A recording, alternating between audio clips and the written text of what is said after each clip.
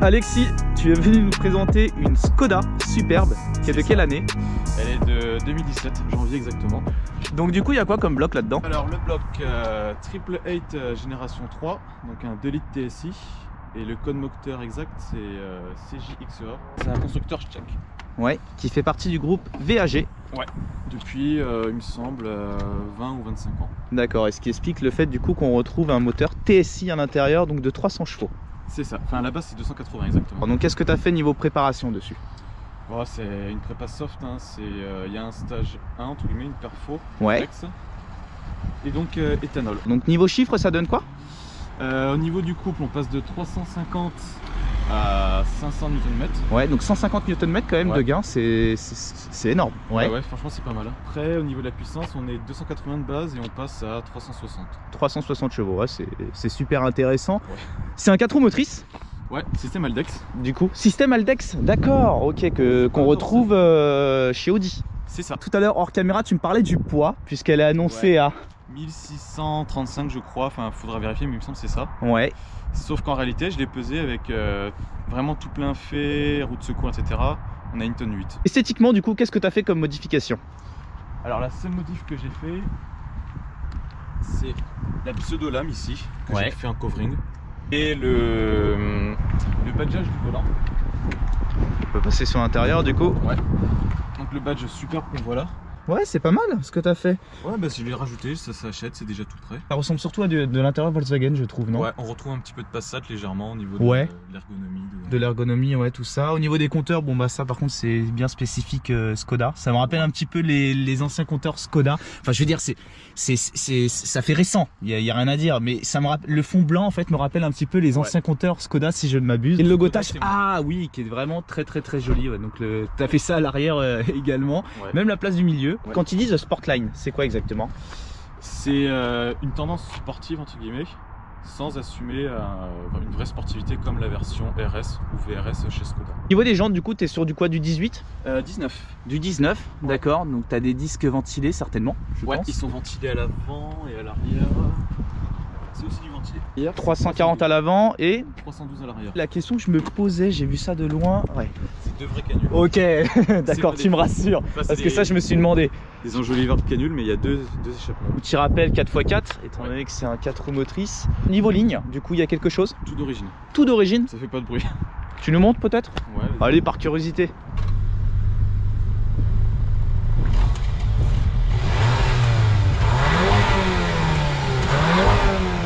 Ah ouais, c'est...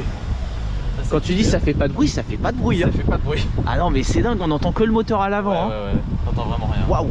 Ah ouais, effectivement, tu comptes pas nous libérer ça un petit peu prochainement? Non. Bon ok, après, bon moi comme je te disais, Skoda c'est peu commun, j'ai pas l'habitude d'en présenter, ni même d'en voir. Donc s'il y a d'autres choses sur lesquelles on serait pas venu, bah écoute, tu peux nous dire. Ouais, bah t'as le petit détail. Je sais pas s'il y en a qui connaissent, comme Rolls-Royce, c'est les seuls à avoir les parapluies. Non. Et il y en a deux dans chaque portière en fait. Sérieux? C'est génial ce truc là. Donc ouais, c'est les seuls. Ça que sur les portes avant? Que sur les portes avant, ouais. Et sur la génération d'avant, c'était les portes arrière. Trop fort. Waouh. Et ça c'est une spécificité de Skoda. Ouais. Ils l'ont toujours fait? Ouais, en fait ils veulent se démarquer par rapport aux choses utiles comme la raquette de la place dans le... Ouais. Comment ça s'appelle, la trappe à essence. Là, tu peux peut-être nous montrer. C'est super intéressant ce genre de détails, on découvre des choses.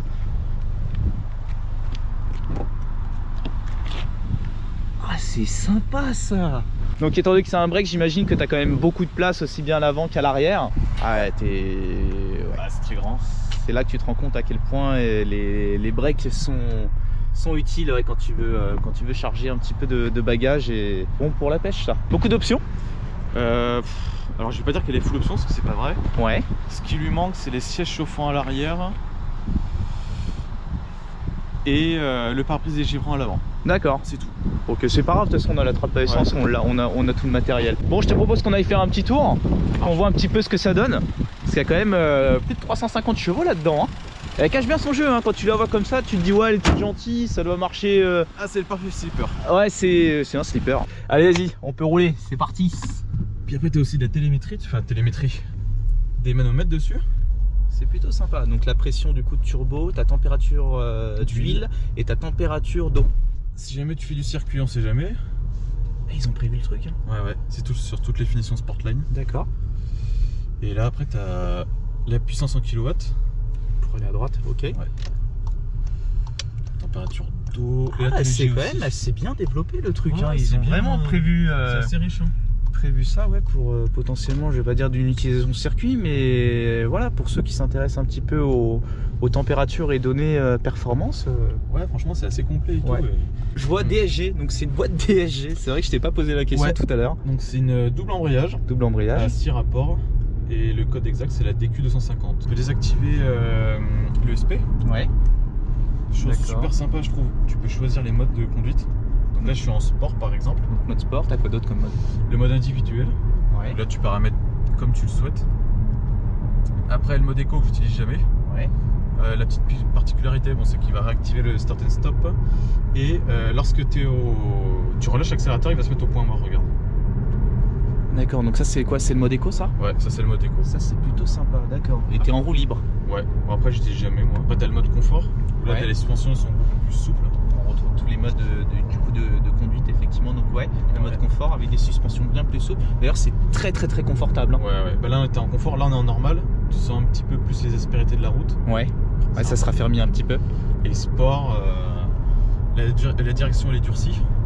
Direction durcie, ouais. Le mécatronique, donc la gestion de la boîte, elle passe en mode sport, donc il va passer les vitesses plus haut, il va rétrograder plus haut aussi.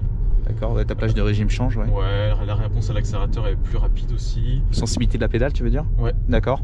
Ouais, t'as la sensibilité et la réponse. Ouais. Et aussi quand t'es en fond de butée. Ouais, ce qu'on peut appeler des sortes de cartes aux pédales chez nous, chez Renault Sport. C'est ça. D'accord. Parler un petit peu de ton passé, donc du coup ton historique. Qu'est-ce que t'as eu comme voiture?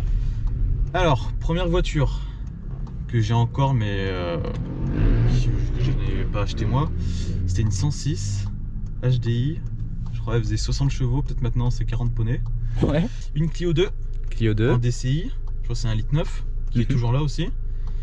Après j'ai eu. Mais c'est quoi? C'est un musée chez toi ou ça Après, c'est là que les choses sérieuses ont commencé. Ouais. J'ai pris une Skoda Superbe, la deuxième version. Donc c'est là où Skoda a arrêté de prendre une voiture Volkswagen et mettre son logo. Ils ont fait leur propre voiture. Et là celle-là, donc c'était le 3,6 litres FSI. C'était le bloc de la Passat R36. Donc les fameux moteurs Passat VR6. R36, la voiture que je n'ai jamais vue de ma vie. Ah, c'est une tuerie. C'est vraiment super méga rare. Ouais, c'est super rare. Bah, les deux sont rares, mais je dirais la Passat elle est encore plus rare, surtout en France. Ouais. Et donc j'ai pris la Skoda qui était beaucoup plus non conventionnelle, on va dire. Ouais. Et surtout, au final, c'était un vrai sleeper quoi. Un vrai sleeper. Bah écoute, en parlant de sleeper, donc qui dit sleeper dit moteur puissant. Ouais. Donc j'aimerais bien voir ce que ça donne.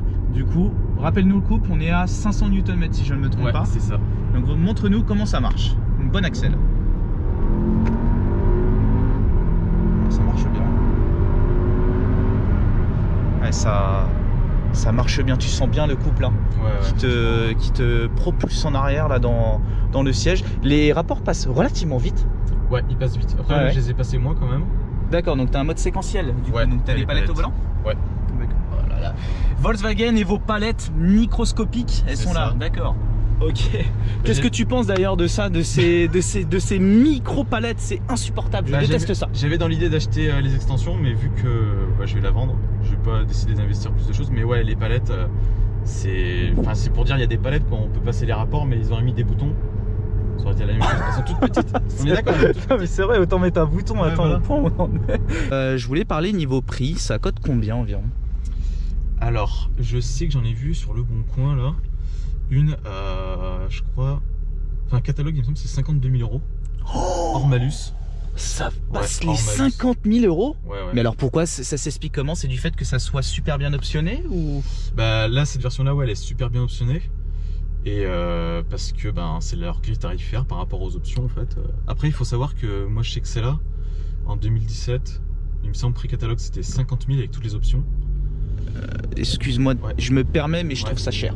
Ouais, tu regardais, la Passat, elle existe aussi avec ce bloc-là. En Allemagne, elle était seulement commercialisée là-bas, pas en France en tout cas.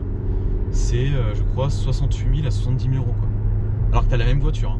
Et t'as un écart de quasiment 20 000 €. Ouais. Ça fait cher, ouais. Pour une voiture neuve. Ouais, je trouve ça vraiment cher. Pour parler un petit peu de Skoda, Ouais. dans quel pays on en voit beaucoup? Parce qu'en France, on en voit très peu. Alors bien sûr, t'en as beaucoup en République tchèque. Forcément. Et les deux autres pays où il y en a vraiment beaucoup, c'est l'Allemagne. Allemagne? Ouais, en Allemagne. Justement, j'hésitais. Ok. Parce que d'ailleurs, celle-là, je suis allé l'acheter en Allemagne. J'ai jamais croisé autant de Skoda RS. D'ailleurs, j'ai fait le retour avec une Octavia RS. On était à fond tout le long. Voilà. Je crois que j'ai fait le plein en 300 km. Le réservoir fait 70 litres. Ah oui, donc ça boit. Donc, Effectivement. ouais. Après, j'étais à fond sur l'autobahn. Tant qu'à faire, ouais. Et après, t'as en Suisse. En Suisse, il y en a pas. En Suisse, il y en a beaucoup aussi. Ouais. D'accord. Tu parlais de contenance de réservoir, du coup, ça consomme combien? Alors là, en moyenne, on ira en face. Ouais. Là, pour venir. Donc, Est-ce qu'on l'a pas dit? Tu viens de Toulouse? Ouais, je viens de Toulouse. Bravo. Et ouais, donc alors vas-y, parle-nous du là, coup. Si tu veux, au niveau de la conso, sachant que j'ai fait les 30 derniers kilomètres avec une Ford Mustang GT, on était à 12 litres et demi à l'ordinateur, sachant qu'avec l'éthanol c'est faussé. Et j'ai regardé ce que je mets par rapport au réservoir, en fait il faut diminuer de 10%. Donc en gros t'enlèves 1,2, ça fait du 11 litres et demi. D'accord. Enfin, un peu moins 11 litres. Ouais, parce que c'est vrai qu'il y a une surconsommation du fait que tu roules à l'éthanol. Surconsommation que moi j'ai beaucoup constaté avec la Clio 4RS. Je suis repassé au 98 depuis, mais c'est vrai que je consommais plus de 10%, hein, franchement. Ça doit dépendre des moteurs, je pense. Mais en tout cas, moi j'avais vraiment une surconsommation qui avait été bien identifiée. Et ouais, quand je faisais quand même des pleins à moins de 300 km. Hein. Ah ouais, non. Sans forcément rouler fort tout le temps. Bon après très principalement de la ville et des courts trajets, là où on consomme le plus. Ben tu vois, c'est là je suis content par rapport à l'ancienne. Donc là c'est un moteur 4 cylindres 2 litres turbo. Je fais à peu près 550-600 km sur autoroute avec des adultes et le coffre plein. L'ancienne avec le 3,6 litres, si je faisais 400 km avec le plein, c'était le bout du monde. Ouais, enfin bon, tu t'as dit 3,6 litres, tu m'as perdu. Hein. Ouais. Du coup, si tu devrais nous donner les plus et les moins, ouais. Excuse-moi, à droite, les plus et les moins de cette voiture. Je vais commencer par les moins. C'est, on va dire, l'image de marque en fait, qui n'est pas justifiée. Je suis un peu d'accord, malheureusement. C'est vrai qu'on entend parler de Skoda, on ira tout droit. C'est vrai qu'on connaît pas forcément Skoda, pourtant ça s'est quand même bien amélioré au fil des années. Enfin, du fait aussi que ça a été repris par le groupe BAG. Mais ouais, donc l'image de marque, je partage. L'inconvénient, c'est l'image de marque, on va dire. Après, au niveau de la décote, ça décote pas trop, ça va. Parce qu'en fait, les gens ils savent que c'est robuste et qu'en fait, c'est une Volkswagen. Donc, ça, je dirais plutôt que c'est un bon point. Et le bon point, ben, c'est l'habitabilité à l'arrière. T'as de la place à plus qu'au savoir en faire. Le coffre, c'est un slipper. Ouais. Franchement, ça tient super bien. Même niveau châssis en mode sport, en montagne, en virage, ça tient très bien. Les reprises. Il n'y a pas de mal. Ouais, ça a l'air de bien. Ouais, t'as des bonnes reprises, effectivement. Et sinon, l'autre qualité que je trouve, c'est que, mine de rien, étant donné que c'est un slipper, il y a moins de marques de jalousie par rapport à une voiture Audi, BMW, où c'est pénible. T'arrives, tu vas au supermarché, elle est rayée ta voiture. Ouais. Et ça, je trouve que c'est une qualité. Toi qui aimes beaucoup les breaks, un break de rêve, qu'est-ce que ça serait pour toi? Un break de rêve? l'RS6. RS6 forcément. Et ça serait plutôt sur le V8 plutôt que le V10 par rapport à la sonorité en fait. Si on voulait voir un launch control, est-ce que tu as un mode quelque chose? Ouais, donc tu enlèves le SP. Ouais. Et après tu fais les rêves jusqu'à 4000, ça va bloquer et launch control activé. Allez go. Oh la vache, ça pousse. Ah ouais quand même. C'est impressionnant hein. Et tout passe au sol sans la moindre difficulté hein. Il n'y a pas de mal avec le poids Donc tu penses que c'est le fait que la voiture soit lourde que ça permette d'aussi bien passer au sol? Ouais, je pense que ça aide. Parce que je dis une bêtise, mais ta voiture elle ferait 500 kg de moins, t'aurais plus de difficultés à faire passer au sol, c'est clair. Mais déjà ça aide, le 4 roues motrices. C'est clair effectivement, non c'est impressionnant. Ouais, c'est pas mal hein. Ouais, et tu sais ce que ça donne là en temps, le 0 à 100? D'origine? Ouais. Enfin d'origine et puis préparé? Ouais, d'origine c'est 5.8 annoncé constructeur. Ce qui est déjà pas excellent, mal. Ouais, franchement excellent. Et puis maintenant, une fois mappé? Et du coup, une fois mappé, bon je l'avais fait, il pleuvait des cordes. Donc donc je tiens à préciser, 4 secondes 9 du coup. 4 secondes 9. Ah ouais, t'es sur vraiment des superbes performances. Ouais, c'est vraiment pas mal. Mais non, c'est une marque que je ne connais pas. Donc, du coup, là, je suis en pleine découverte. Et donc, ils ont de la berline, de la compacte, avec la Scala, ils ont de la citadine avec la Fabia. Au niveau des berlines, donc ils ont l'Octavia et la Superbe. Et après, au niveau des SUV, il y a Kamiq, Kodiaq c'est le grand et Karoq le moyen. Donc maintenant, ils ont un petit peu de tout. Avant, ils avaient aussi le Yeti, c'était un petit utilitaire. Ça, je connais. Ouais. Pseudo-utilitaire. Et donc voilà. D'ailleurs, il y a un mec que je suis. Faudrait que je retrouve, je te renverrai le lien à la limite. Il a un Skoda Yeti avec un 2,5 litres TFSI. Ça marche super bien. Un vrai slipper là, ouais. pour le coup. Ouais. Mais je trouve ça génial, moi, ces concepts de prendre une voiture et de lui mettre un autre moteur qui n'a absolument rien à voir avec la voiture en question. Parce que là, c'est complètement opposé, quoi. Le 2,5 litres dans un petit Yeti, pardon. Le Yeti est tout petit en plus. Hein. Ouais, il est pas gros. Hein. Bon, en tout cas, Alexis, on te remercie de nous avoir présenté une voiture qui est très très peu commune, comme on le disait en début de vidéo, d'avoir fait toute cette route aussi. Hein. Ouais, c'est avec plaisir. Hein. Allez, à plus, Alex. Allez, ciao.